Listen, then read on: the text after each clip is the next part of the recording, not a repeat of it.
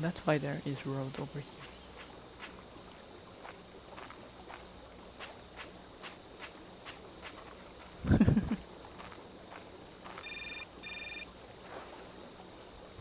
Now I go get mammoth. Hello, Kate Walker here. Miss Walker, this is Professor Ponce. I'm about to start my lecture on the Yukols at any moment. Okay, I'll give it my best. Excellent. We'll be in the main lecture hall. See you soon. Okay, that means I should go there right now.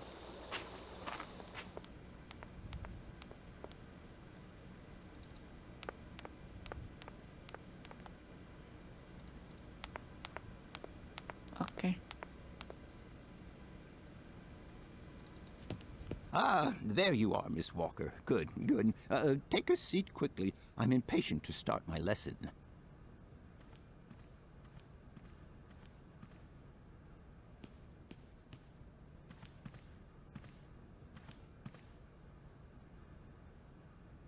My young friends, a very exciting discovery, unimaginable up until only a few hours ago, has come into my hands and has finally allowed me to complete my study on the mysterious Yukol people.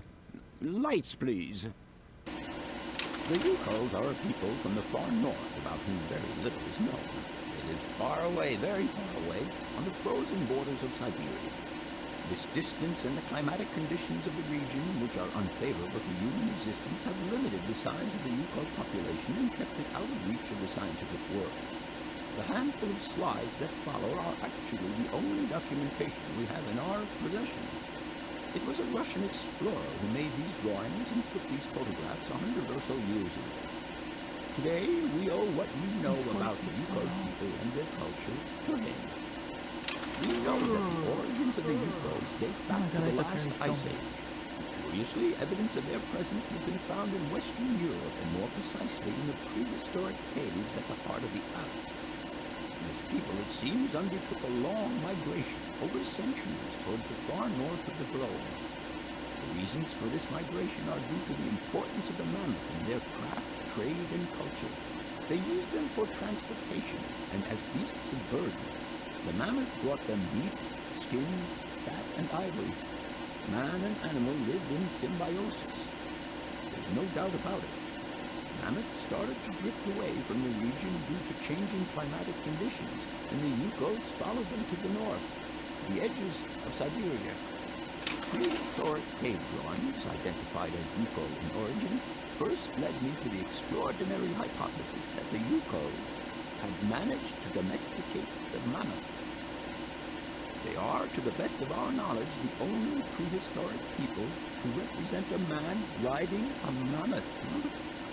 Today, because of this genuine mammoth skin effigy, identified by myself as an authentic Neolithic object, I can confirm this hypothesis. Yukol forebears managed to tame mammoths. Prehistoric man uses little imagination. He draws what he sees and represents scenes from real life. This familiar day-to-day object is actually a children's toy. As we have seen, Yukol existence was inextricably linked to that of the mammoth. They used its skin for clothing and to make the roofs and walls of their houses. They used the tusks to build the frameworks of their homes, as well as weapons, tools, and jewelry. Curiously, the disappearance of the mammoth 12,000 years ago had no immediate effect on the Yukol's way of life. It seemed that for a long time after, the people maintained their strong bond with the mammoth through the centuries. As incredible as it may seem, the Yukol people have continued right up until the start of this century to feed themselves on mammoth meat and to use the skin for clothing and shelter. The ivory craftwork industry is still flourishing. It would appear that to preserve ancestral customs, the Yukols learned how to exploit through the centuries the large number of frozen mammoth carcasses that were perfectly preserved in the ice of the Siberian tundra. They have been able to live mainly off this enormous freezer stock for almost 30 centuries. As plausible as this explanation may seem, it seems it is not enough for the scientific community who, I will confess, is greatly perplexed by the question, In the absence of acceptable scientific evidence, we have to Another make zombie. do with Yuko shaman artifacts. The research department that I have the honor to represent voice today is so lends small. no credence to the myths So and legends that these uncomfortable, tribal so- charlatans It peddle. is really We have to take their stories at face value, weird. mere To sleep. tales to while away the long Siberian winter. The legend of the Siberian ice ark is a very good example. You are invited to find out for yourselves from the pamphlet that I had passed around to you. This legend would have us believe that today, somewhere on a lost island to the north of Siberia, there are living mammoths still in existence, a sort of hangover from the Ice Age. This small herd has been miraculously preserved for more than 120 centuries by the Yukol's tender care. I wonder why The the island on which the title of this pachyderms game is are said to Syberia. live is called Isn't Syberia. My friends, I advise you to resist the temptation you may have to believe in this pish and tish. The island of Syberia is not charted on any map, and the idea that mammoths have survived to the 21st century is an idle scientist's pipe dream.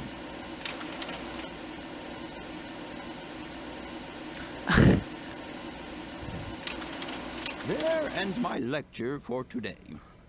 Thank you for being among us today, Miss Walker. Please make your way to the laboratory where you will find your mammoth doll. There are also photocopies of my lectures should you so require them. Oh my god.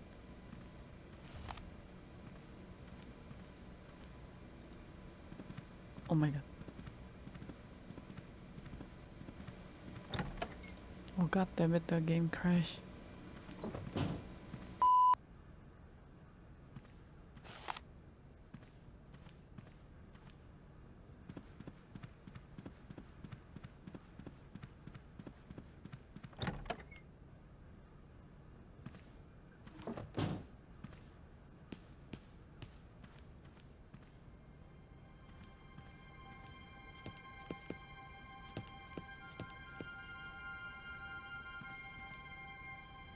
No point.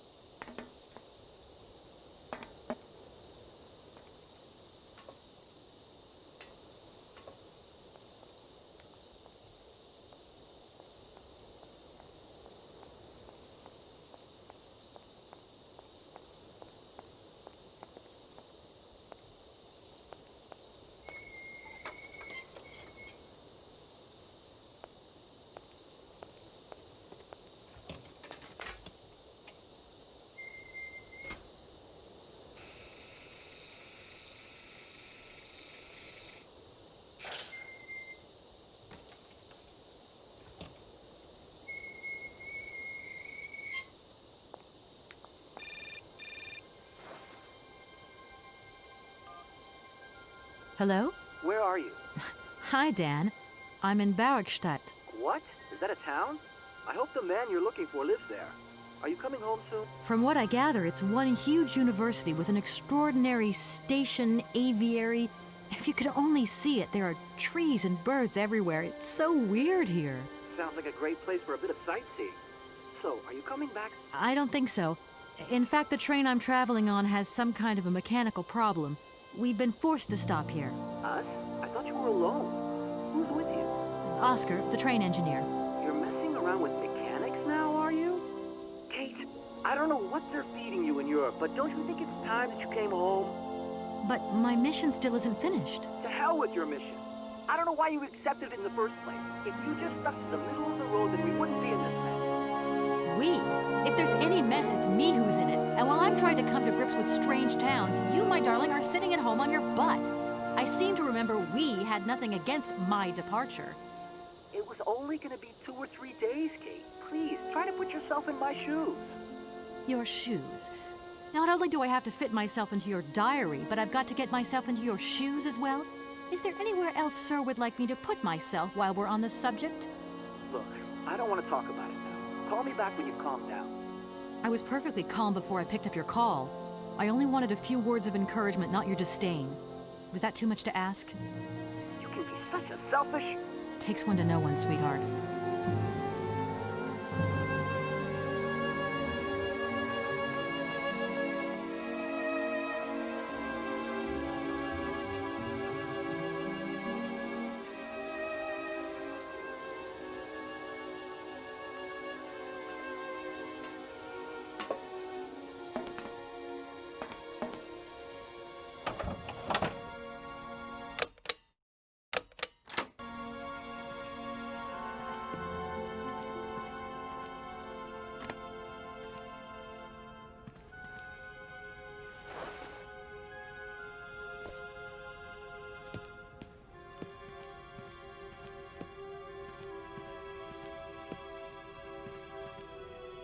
Everything okay? Yes, Kate Walker. I am waiting to continue our journey.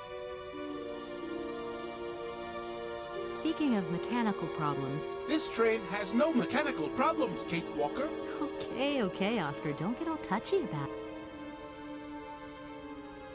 Oscar, if you tell me one more time something's missing, I'll... Everything is ready.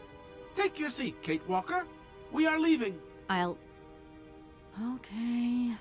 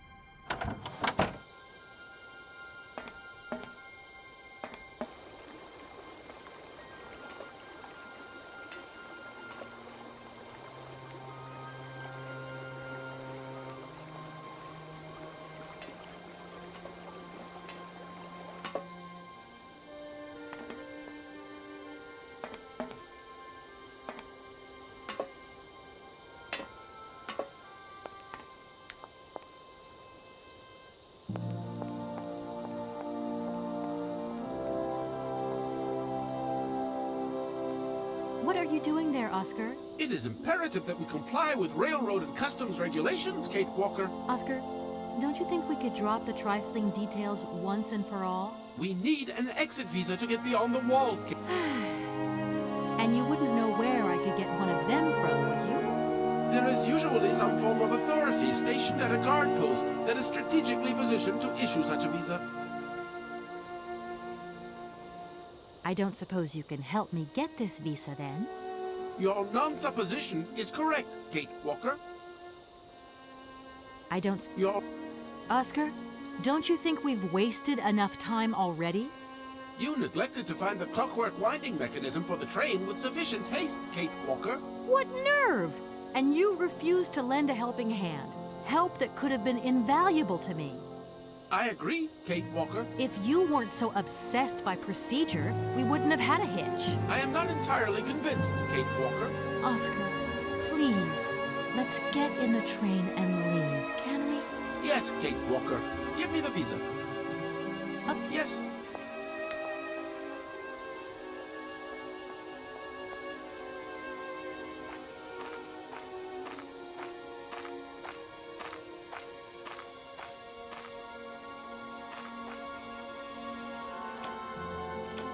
No point.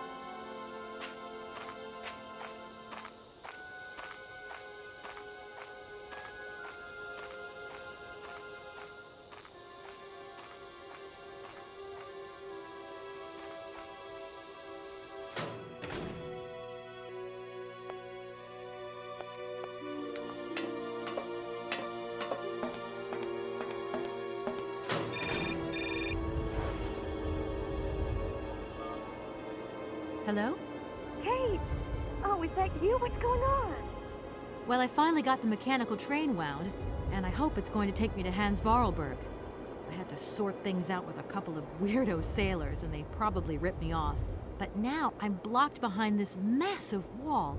You should see it, it's huge! I'm not talking about that. I want to know what's going on with Dan. What do you mean? I bumped into him at Maggie's Zoo, and he said you'd argued. That's a bit over the top. Things got a bit heated the last time we called, that's all. No need to go overboard. I don't mean to be Miss Melodramatic, but he didn't seem in such great shape. Like Dan has it down in the dump's head. Well, yeah, when that shock of hair flops over his forehead, and his eyes mist up, and his eyebrows kind of crease together. I'd never noticed. Maybe I did go a bit too far, but he's got such a goody two-shoes image of me that sometimes I just lose it. And this case is taking up a lot of headspace. Well, you sure got mine. So, what's going down? Like I said before, I'm kind of getting somewhere, but it's slow. This Hans Vorarlberg guy is getting more and more fascinating by the day.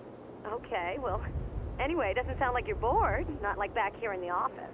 Every day is boredom day. It's just no fun without you. When are you coming back? Shouldn't be long, I hope. Look, I've got to go. See you soon. Well, call us again real soon.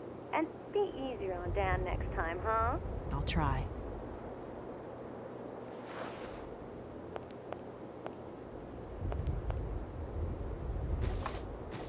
No point.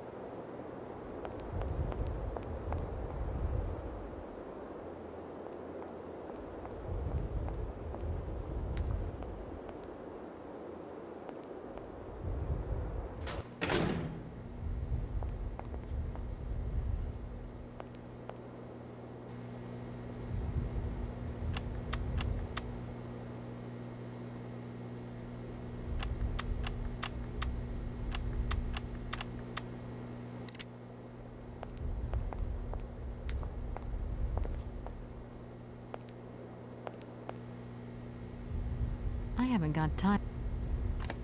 I haven't got time to have a drink right now. I haven't got...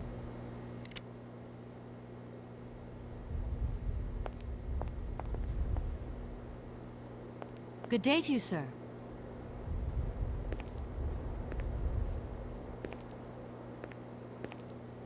Captain Malatesta, Commander-in-Chief of the Barrockstadt border post, at your service, madam.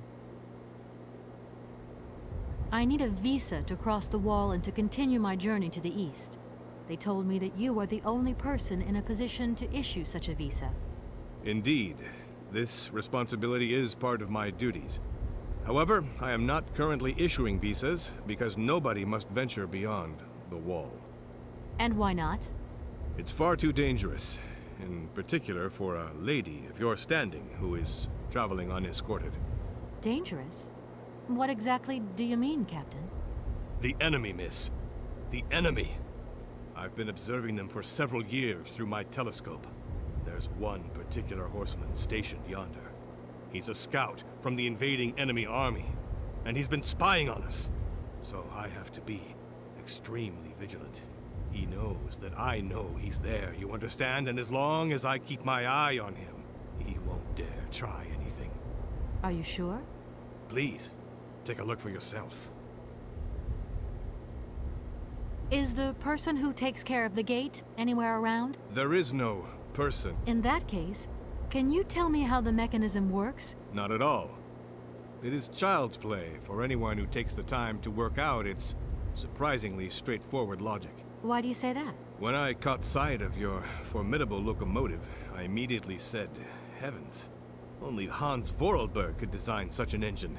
So you know Hans Vorarlberg? No, I mean, not personally. I know. In any case, I noticed that his fantastic knack for inventing has not deteriorated with age. I don't know. In fact, I don't actually know him. And why not? His inventions are always full of surprises. Don't... Please.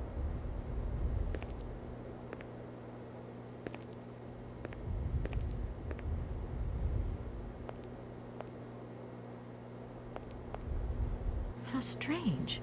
I can't see a Cossack horseman at all.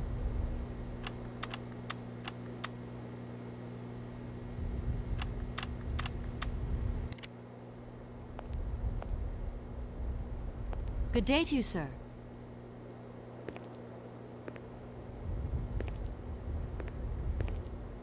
Captain Malatesta.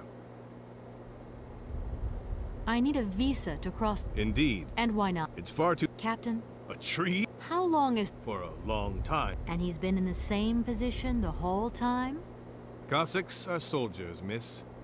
They're capable of great... Between... It's been... Don't... Please.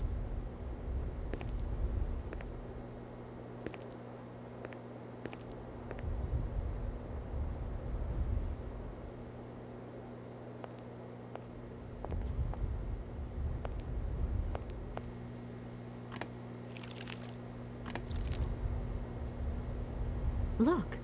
Broken glasses.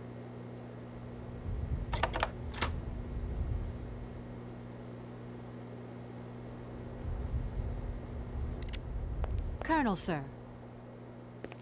Captain. But you have the air of a great officer. You flatter me, miss. Ah, there's no justice. I sympathize with you, Captain. It would be my pleasure, miss, but the regulations strictly forbid it.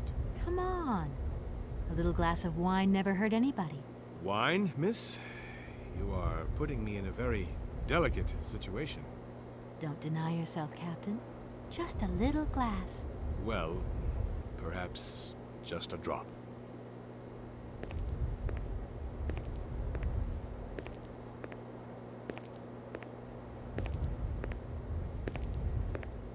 Here's your glass. To your good health, Captain.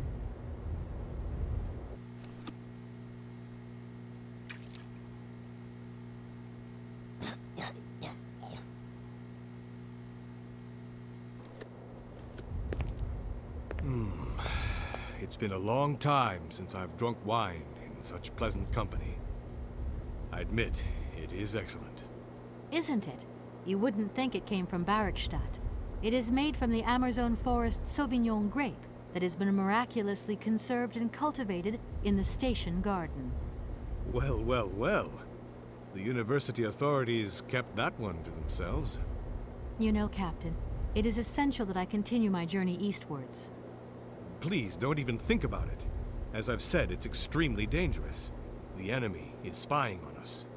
Perhaps your Cossack horseman isn't quite what you thought. Perhaps it's just a dead tree twisted into a strange shape. So be it. I will make this concession to the fairer sex, miss. But it does seem to be quite ridiculous.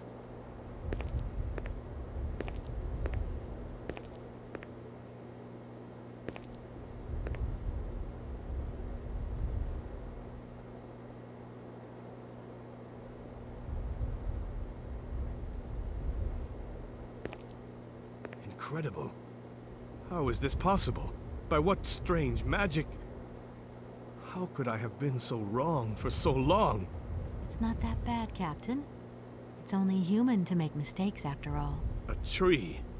Nothing but a dead tree. Pull yourself together, Captain. It's okay. Yes, of course. There is no more danger. Captain, you should be delighted. From now on, you don't have to stay pinned to your watchtower. You are right. I will sign you a visa to cross the wall frontier immediately. 1,000 apologies. Here, miss.